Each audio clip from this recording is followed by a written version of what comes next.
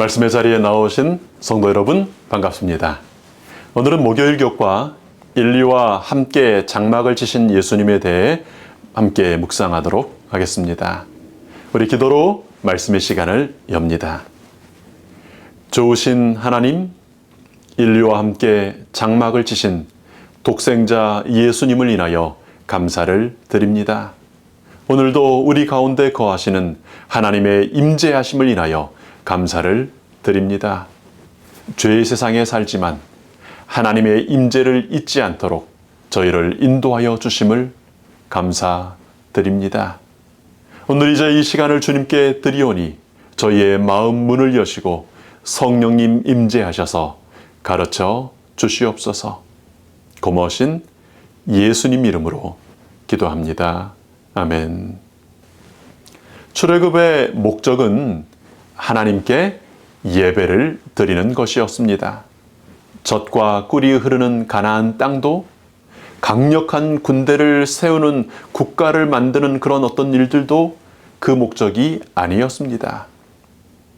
이스라엘 사람들은 자주 그것들을 목표로 삼고자 하였으나 후에라도 결국 그 꿈들은 아시리아에 의하여, 바벨론에 의하여, 로마에 의하여 결국 산산조각 나게 되는 사람의 꿈이었습니다. 그러나 똑같은 역사를 살아가던 그 사람들 중에 하나님 만나는 예배로 부르신 하나님의 본래 목적을 기억하며 따르고 그것을 이루기 위하여 살아가던 사람들은 하늘의 별과 같이 빛나는 믿음의 영웅들로 하늘 생명책에 기록되게 되었습니다. 출애굽의 목적은 죄인이 하나님과 다시 연결되어 화목하게 되는 예배를 위한 것이었습니다. 우리 이사야 59장 2절은 죄가 사이를 낸 것, 가리워서 얼굴을 보지 못하게 만드는 것이라고 정의하고 있습니다. 인류는 죄로 하나님과 사이를 갈라지게 되었습니다. 두려워함으로 피하여 숨게 되었습니다. 그런 죄인들, 갈라진 사람들을 불러내어 다시 하나님과 하나 되게 하는 화목제물을 보여주는 것이 성막이었고, 출애굽의 궁극적인 목적은 그 성막을 통하여 하나님과 다시 연결되는 예배였던 것입니다. 그러니 성막은 절대적으로 죄인들을 위한 것이죠. 그런데요, 처음 성막을 지으라는 명령을 주실 때 하나님께서는 그 성막이 진짜 필요한 존재가 누구인지를 이렇게 말씀하셨었습니다. 출애굽기 25장 8절의 말씀입니다. 내가 그들 중에 거할 성소를 그들이 나를 위하여 짓되. 여러분, 성소는 누구를 위하여 짓는 것이라고요? 나를 위하여, 하나님을 위하여. 여러분, 명절이면 자녀들이 시골에 부모님 댁을 찾아갑니다. 그러면 한 해 내내 농사 지은 것들, 또 명절이라고 준비하신 그 음식들, 모든 것들이 이제 떠나가는 자녀들의 차에 가득가득 실려가게 됩니다. 그러면 여러분, 그 추석은 부모님을 위한 것입니까? 자녀들을 위한 것입니까? 여러분, 누구를 위한 거예요? 절대적으로 자녀들을 위한 것이죠. 그런데 명절은 항상 부모님을 위한 시간으로 기억됩니다. 전적으로 죄인에게 도움이 되고 득이 되는 그런 성막인데요, 나를 위하여, 하나님을 위한 장소라고 말씀하시는 것입니다. 하나님께서는 그만큼 우리 죄인들을 사랑하셔서 죄인들과 만나는 것을 가장 소중하게 여기시기 때문입니다. 이제 성막을 지었습니다. 무소부재하신 하나님께서, 어디에나 계시는 하나님께서 이 작은 지구, 그 작고 답답한 정육면 공간에 갇혀 계시는 것입니다. 이스라엘 백성들이요, 그 성막을 메고 가면 하나님의 임재도 옮겨질 수밖에 없었습니다. 하나님께서 성막에 거하시겠다고 약속하셨기 때문입니다. 성막을 짓던 하나님께서는 한 연약한 어린 아이, 한 사람의 육신을 입고 이 땅에 오셨습니다. 인류와 함께 장막을 지신 예수님으로 오신 것입니다. 무소부재하시고 온 우주에 편만하시던 장소와 시간의 구애를 받지 않으시던 하나님께서 한 인간의 몸을 입고 덥고 건조한 사막 지역의 한 장소에 임하신 것입니다. 인류와 함께 장막을 지신 예수님의 임마누엘의 하이라이트는 십자가죠. 예수께서 십자가에서 어떻게 계셨습니까? 손과 발에 못이 박혀 고정되어 있었습니다. 두 팔을 벌리시고요. 거기 묶여 계셨던 겁니다. 못 박히셨어요. 언제라도 벗어나서 떨치고 온 우주를 자유롭게 운행하실 수 있는 하나님이셨지만 예수님은 우리의 질고를 지고 우리의 죄악을 담당하시면서 그 십자가에 죄로서 못 박혀 계셨습니다. 성막에 묶이신 하나님, 십자가에 못 박히신 예수님, 우리 죄인들에게 그 하나님의 모습은 어떤 의미일까요? 고난당하는 사람들의 표본으로 기록된 사람 욥은 그 극심한 고난 중에 이렇게 탄식합니다. 욥기 23장이에요. 내가 어찌하면 하나님 발견할 곳을 알고 그런데 내가 앞으로 가도 그가 아니 계시고 뒤로 가도 보이지 아니하며 그가 왼편에서 일하시나 내가 만날 수 없고 그가 오른편으로 돌이키시나 배울 수 없구나. 욥은 어디에서 하나님을 만나 뵐 수 있는지, 어디에 가서 이 고통과 아픔을 토로하고 도움을 구해야 할지 찾을 수가 없다. 하나님 어디 계신지 알 수가 없다고 탄식합니다. 결국 하나님께서 욥을 찾아 만나시죠. 결국 죄인들은 하나님을 찾게 됩니다. 어디에서요? 어떻게 죄인이 무소부재하셔서 어디에 계신지 모르는 하나님을 찾을 수 있습니까? 하나님께서 당신의 임재를 성막에 묶어두셨기 때문에 죄인은 하나님 만날 곳이 어디인지를 알게 되는 것입니다.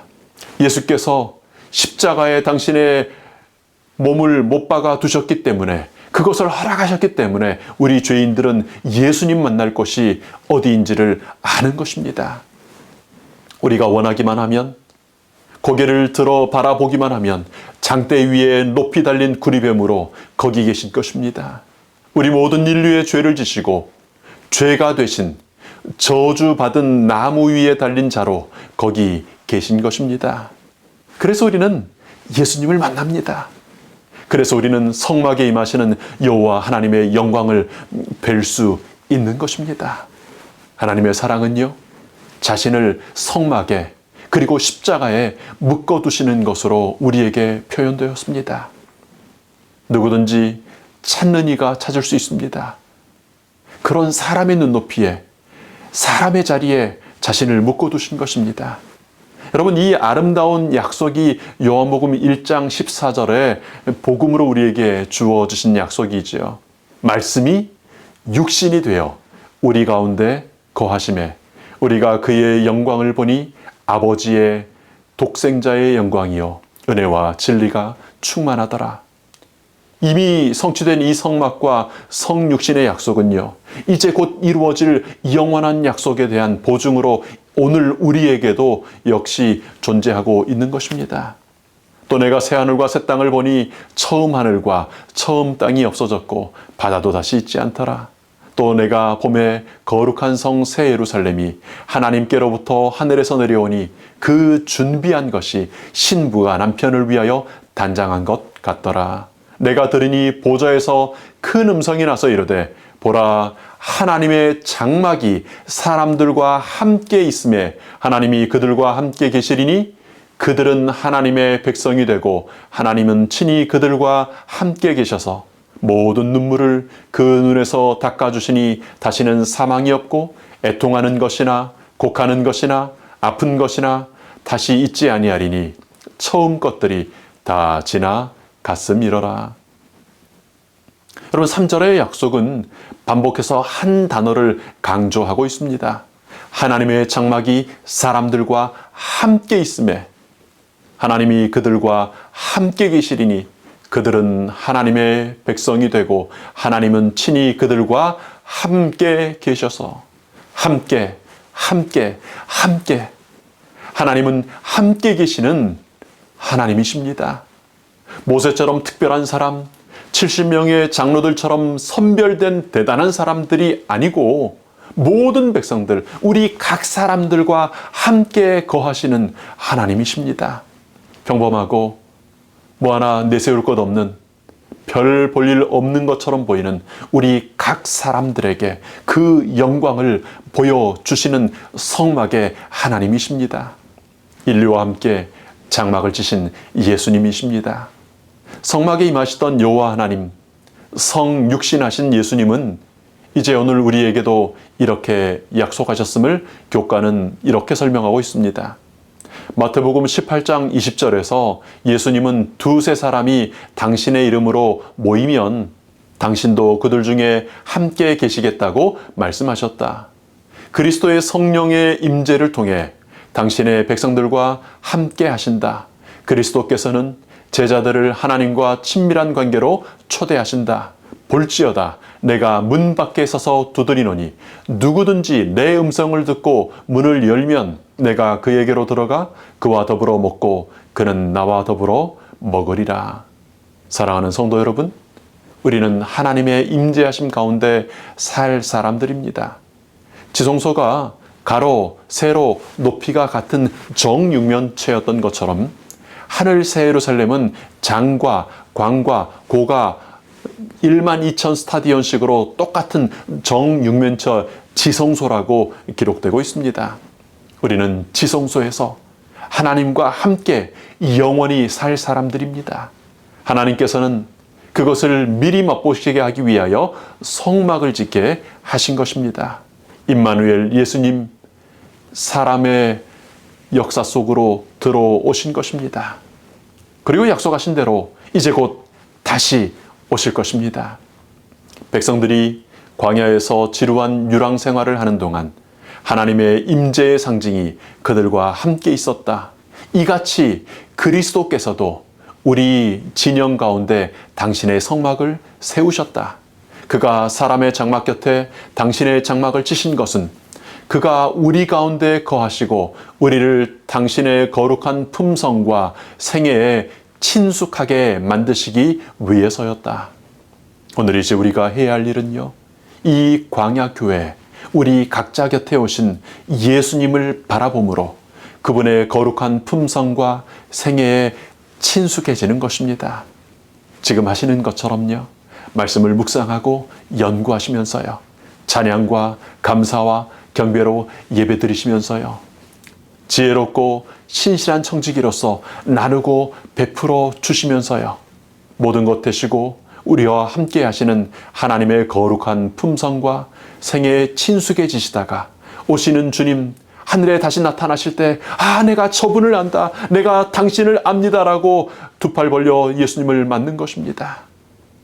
광야교회의 생활은 최종적인 목적뿐 아니라 그 걷는 하루하루 길을 통하여 구름 속에 임하시는 여호와 하나님의 영광을 뵙는 영광스럽고 가슴 벅찬 과정을 즐기는 여정이었습니다.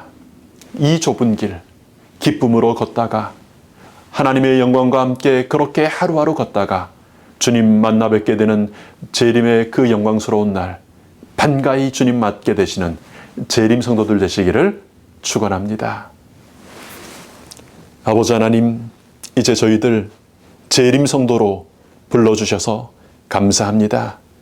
주님을 다시 뵙게 될 것을 믿고 기다립니다.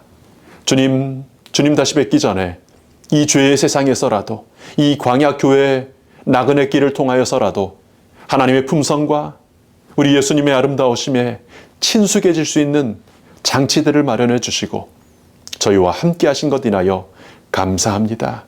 주님, 영광스러운 하늘에서뿐 아니라 이 죄의 세상에서라도 여호와 하나님의 영광을 날마다 배움으로 임마누엘, 임재하시는 예수님을 날마다 접함으로 그렇게 주님 바라봄으로 예수님 닮아가는, 예수님과 친숙해지는 재림 성도들 되도록 인도하여 주시옵소서.